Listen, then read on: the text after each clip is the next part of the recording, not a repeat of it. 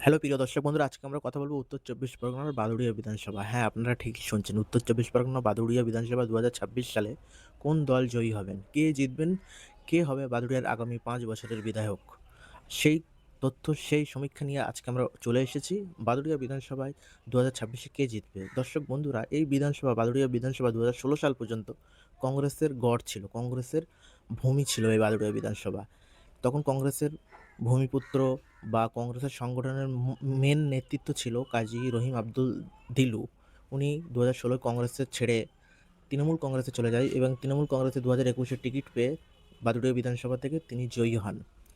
২০২৬-এ এসে বাদুড়িয়া বিধানসভা থেকে তৃণমূল কংগ্রেস কাজী আব্দুর রহিম ও দিলুকে টিকিট দিল না। টিকিট দিল তৃণমূলের বর্ষীয়ান নেতা ও সংগঠন মজবুতি মানুষ লিটন দা, বুরহানুল মুকাদ্দম লিটনকে বাদুড়িয়া বিধানসভার প্রার্থী ঘোষণা করেন এবং লিটন দা বসিরহাট সাংগঠনিক জেলার প্রেসিডেন্ট ছিলেন। দর্শক বন্ধুরা, ২০২৬ এই বাদুড়িয়া বিধানসভা থেকে কে জিতবেন? আপনারা অবশ্যই কমেন্ট ও মতামত করুন।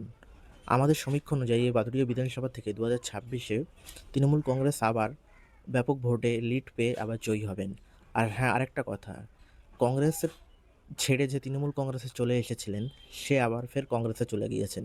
কাজী আব্দুর রহিম দিলু ফের রিটার্ন চলে গিয়েছে হোম। আপনারা দর্শক বন্ধুরা কমেন্ট করুন।